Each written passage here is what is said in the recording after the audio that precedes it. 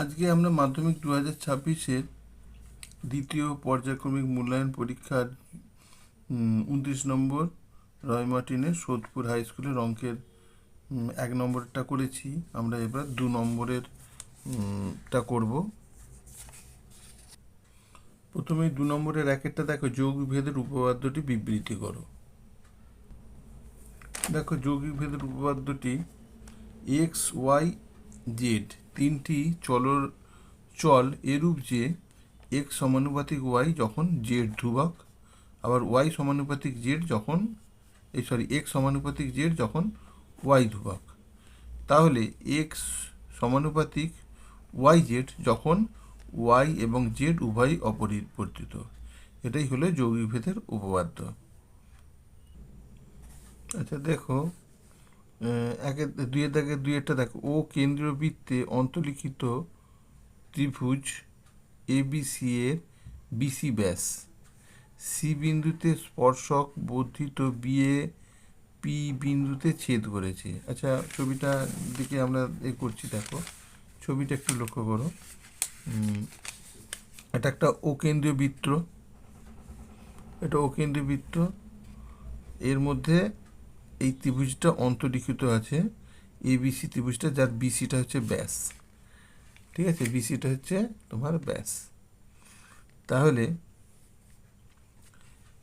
এখান থেকে পরিষ্কার একটা জিনিস বোঝা যাচ্ছে যে যেহেতু বিসিটা ব্যাস, তার মানে এটা হচ্ছে তোমার অর্ধবৃত্তস্থ কোণ, তাই তো। বিএসি কোণ অর্ধবৃত্তস্থ কোণ, এটা 90 ডিগ্রি। তাই জন্য আমরা বলেই দিয়েছি যে বিএসি কোণ, এটা লিখতে হবে বিএসি কোণ, এটা হচ্ছে অর্ধবৃত্তস্থ কোণ, তাই না। বিএসি কোণ অর্ধবৃত্তস্থ কোণ, সেই জন্য বিএসি কোণ সমান 90 ডিগ্রি। দেখে নাও, বিএসি কোণ অর্ধবৃত্তস্থ কোণ, হ্যাঁ, সেই জন্য বিএসি কোণ হচ্ছে 90 ডিগ্রি। এবার তারপরের অংশটা পড়া যাক, যে সি বিন্দুতে স্পর্শক বর্ধিত বিএকে পি বিন্দুতে ছেদ করেছে। বলছে সি বিন্দু দিয়ে একটা স্পর্শক টানা হচ্ছে, যেটা এই যে বিএকে এই বর্ধিত বিএকে পি বিন্দুতে ছেদ করেছে। মানে তার মানে এই স্পর্শক আর এই বি এর বর্ধিত অংশ পি বিন্দুতে ছেদ করেছে। তারপর বলছে কি, এ বি সি কোণ 40 ডিগ্রি হলে, এ বি সি কোণ 40 ডিগ্রি, এ বি সি কোণ মানে এই কোণটা তোমার 40 ডিগ্রি হলে এপিসি ও এসিপির মান কত। এপিসি মানে এইটা, আর এসিপি মানে এই কোণটা, এর মান কত। এই দুটো কোণের মান বার করতে, মানে কোণের অনুপাত বার করতে হবে। তাহলে আমরা প্রথমে এইটা পেয়ে গেলাম যে এটা অর্ধবৃত্তস্থ কোণ, মানে বিএসি কোণ 90 ডিগ্রি। আচ্ছা, এই যে একটা ত্রিভুজ ধরে নাও, এবিসি ত্রিভুজ একটা ধরে নিই, তাহলে এটা 90 ডিগ্রি, এটা 40 ডিগ্রি। তাহলে এই কোণটা কত হবে না, এই দুটো কোণের সমষ্টি থেকে 180 ডিগ্রি থেকে বাদ দিয়ে দিলেই হয়ে যাবে। সেই জন্য আমরা বলতে পারি এসিবি কোণ সমান কত হচ্ছে, এসিবি কোণ সমান হচ্ছে 180 বিযুক্ত 90 প্লাস 40, তার মানে 180 বিযুক্ত 130 সমান 50 ডিগ্রি। ঠিক আছে, আবার দেখো বলে দেওয়া হয়েছে সি বিন্দু দিয়ে একটা স্পর্শক টানা হয়েছে। তাহলে সি বিন্দুতে যে স্পর্শকটা টানা হবে, সেটা বৃত্তের এই ব্যাসের সঙ্গে কি করবে, 90 ডিগ্রি কোণ উৎপন্ন করবে। তার মানে এই পুরো যে কোণটা, মানে পিসিবি কোণ, এই পুরো কোণটা হচ্ছে 90 ডিগ্রি। তার মধ্যে তুমি এই যেই কোণটা বার করেছো 50 ডিগ্রি, এই কোণটা কত, এ সি বি কোণ কত, 50 ডিগ্রি আমরা বার করেছি। তাহলে এই কোণটা কি করে পাবো, এ সি পি কোণ, মানে 90 থেকে এই 50 বাদ দিয়ে দিলেই আমরা পেয়ে যাব। দেখে নাও, এই জন্য বলছি ওসি সি স্পর্শবিন্দুগামী, এই যে ওসিটা হচ্ছে সি স্পর্শবিন্দুগামী ব্যাসার্ধ, তাই ওসি পি সমান 90 ডিগ্রি। সেখান থেকে এসিপি সমান কত হচ্ছে, 90 বিযুক্ত 50 সমান 40 ডিগ্রি।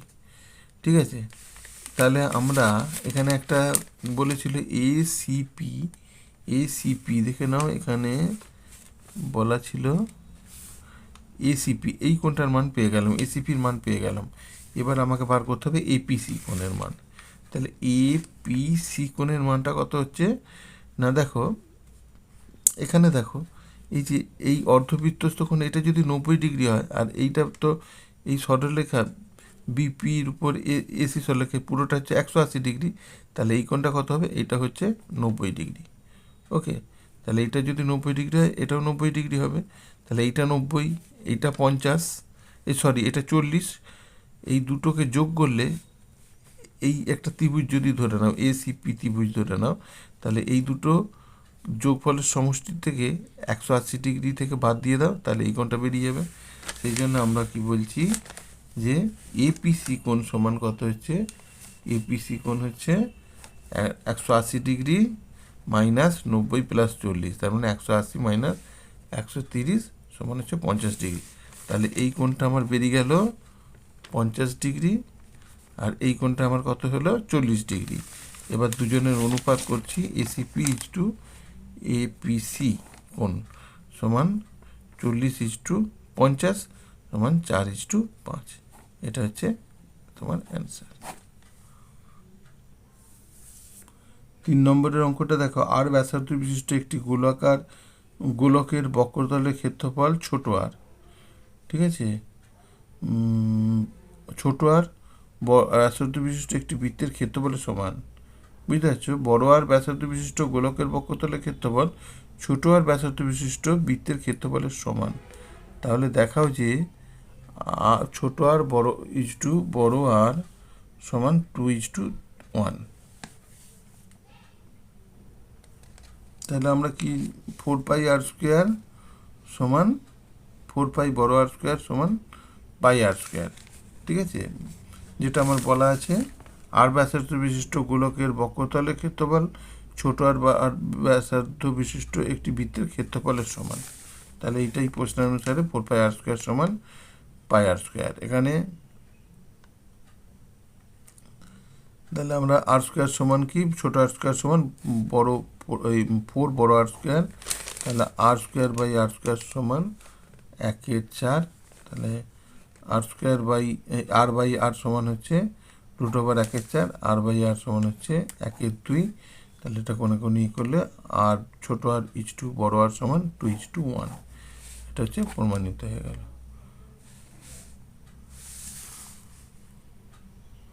এরপর দেখো, যদি কোনো লম্ববৃত্তাকার শঙ্কুর উচ্চতাকে 100% বৃদ্ধি করা যায়, তাহলে শঙ্কুটির আয়তনের কত % বৃদ্ধি পাবে।